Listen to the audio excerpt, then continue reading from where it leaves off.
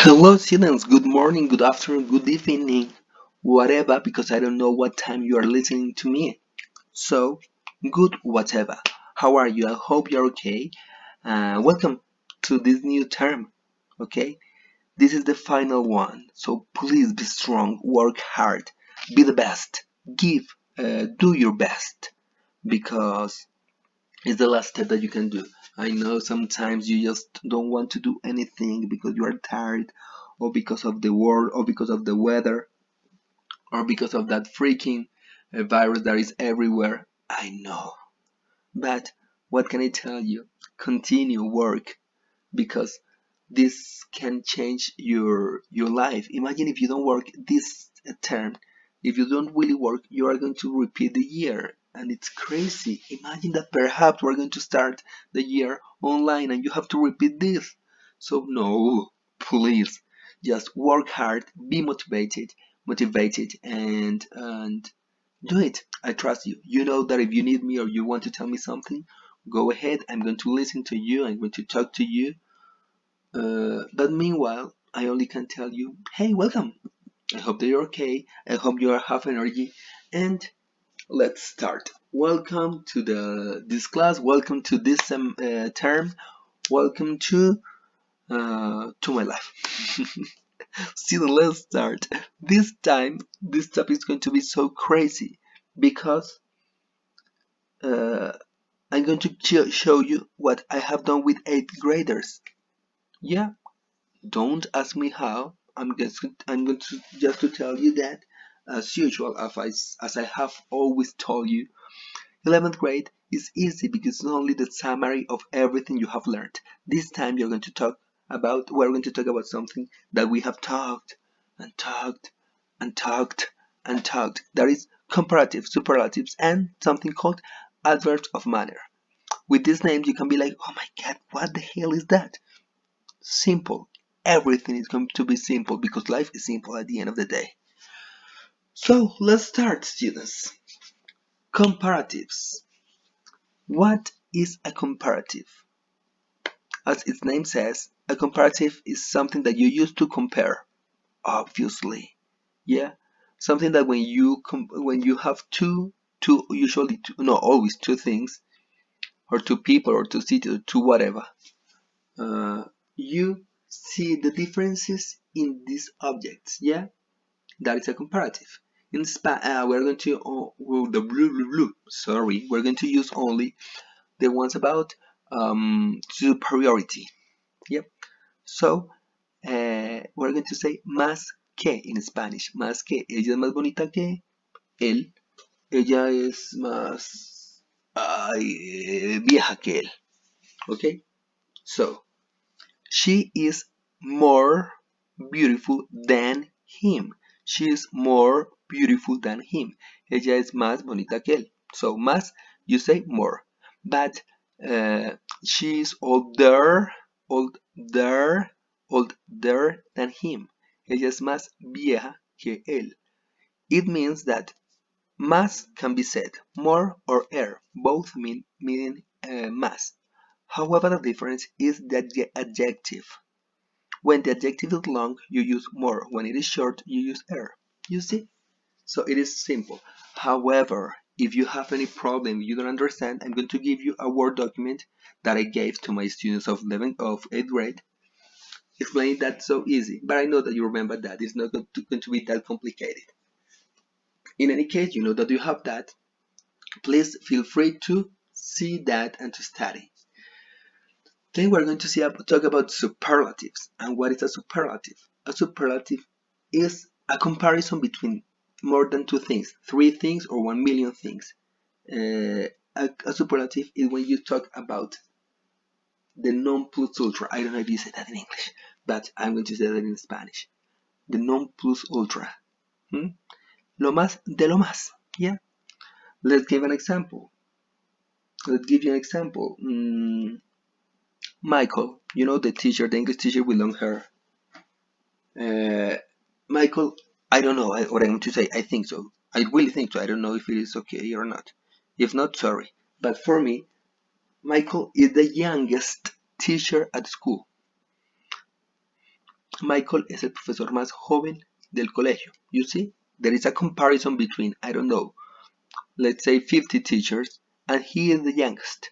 Yeah, among a group, he is the youngest.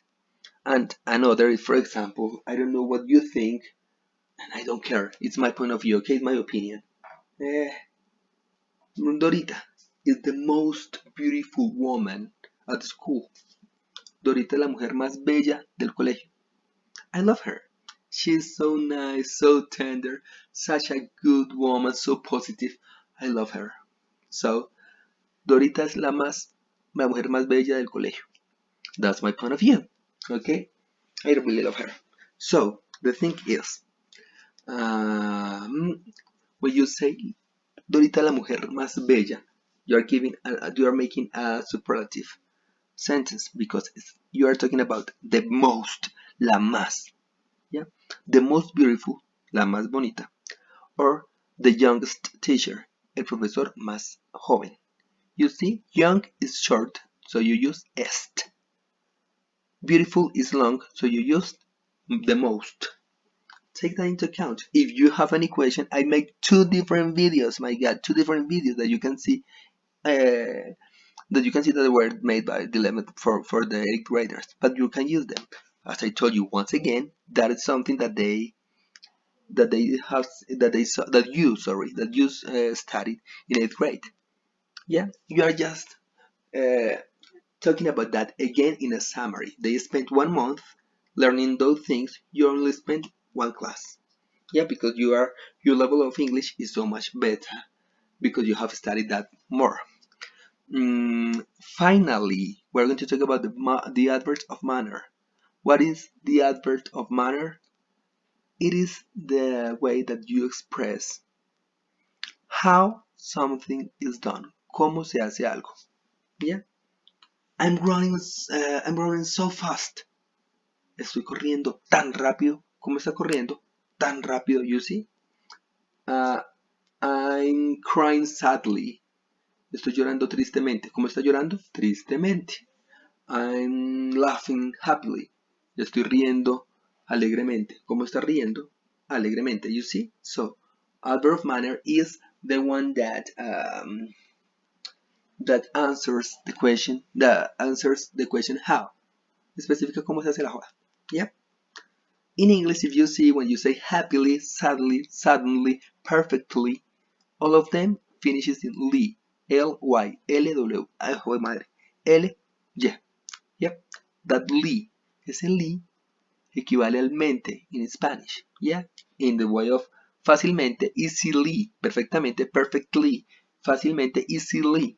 You see? So most of the cases is that. Adverbio de manera, le pone ly y sale. Like in Spanish, le pone mente y sale. There are exceptions. Of course, you are going to see that in the other video that I made to 8th graders. Yeah. But some of them are, for example, well. You say good, bien. But when you want to make the comparative of manner, you don't say goodly, but you say well. Why? I have no idea. You say well. The same happens with, for example, late. You say I arrived late. How did I arrive? Late, not lately.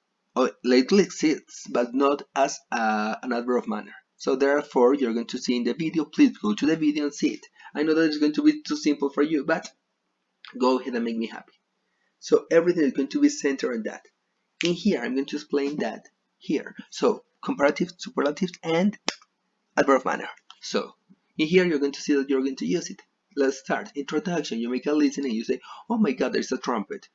Oh, the F was I don't know, a guitar. Something like that. Easy.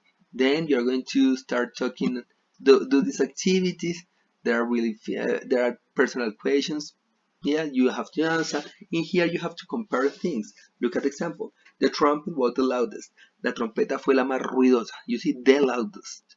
The loudest because it's the most. It's a superlative. Yep. But the violin sounded sadder than the drums. That sadder is a comparative.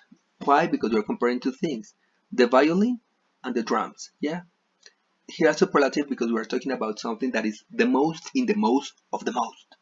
Then you continue with other personal questions. And here you see how you call the person who makes an action or who plays an instrument. Yeah, the same like in Spanish. I said in Spanish, for example, football is the activity. Futbolista uh, is the person who plays football. Yeah. Cantar is the verb cantante, so ante is the person who sings. The same happens in English. You have, for example, oh my god, for football again. That time football, but it's the activity. Footballer is the person who plays football. So you only add er and you talk about the person. Act is the action, actuar, but actor is the person who acts. So simple, easy, no problem. Then you have here a reading. You have to see this to talk about four bands and I'm going to show you, sorry, and what three different juries said, yeah, about them. So let's say, for example, this is Maluma, and I have said that this one, I forgot the name, oh, and I really like him. I prefer him to Maluma. Okay, I don't know. This is some Paro Grisales, and this is Pipa Bueno, let's say. So, Andres Cepeda was the name, sorry. So Maluma, Andres Cepeda, and Fanny Lu. I don't know, let's say stupid name like that because you know them, yeah.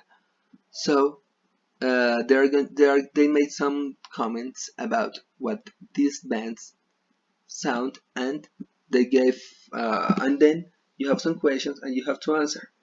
That's all. It's simple. To give you something different, oh, it is not what I wanted. I have deleted it.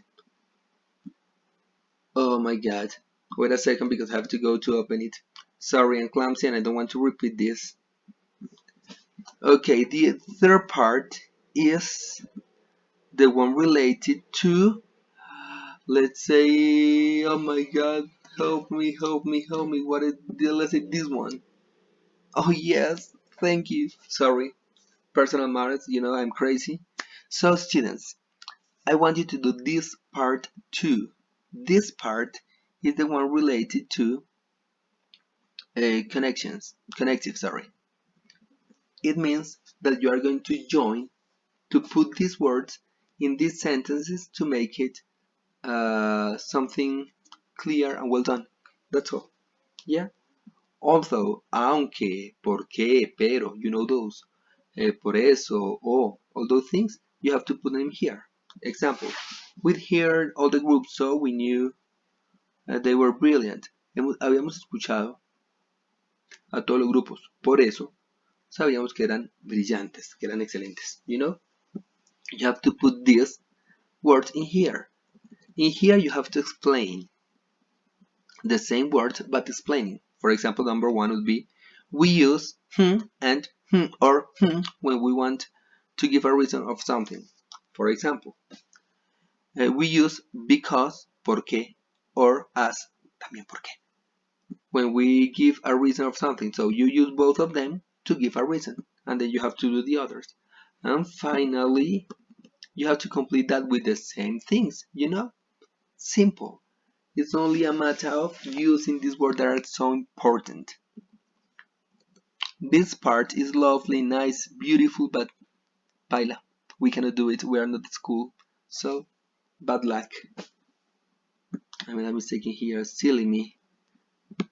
Come here. Okay. Then, you have the workbook and you have to do this. That is more or less exactly the same. Yeah? You have to talk about superlatives and comparatives. You have to use the word that you knew. Here you have to select between these words. I like this activity. I hope you can do it. Try. If not, you know that in the meeting we can talk about it. And here finally a writing. So, in conclusion, you have to talk about comparatives, superlatives, and adverb manner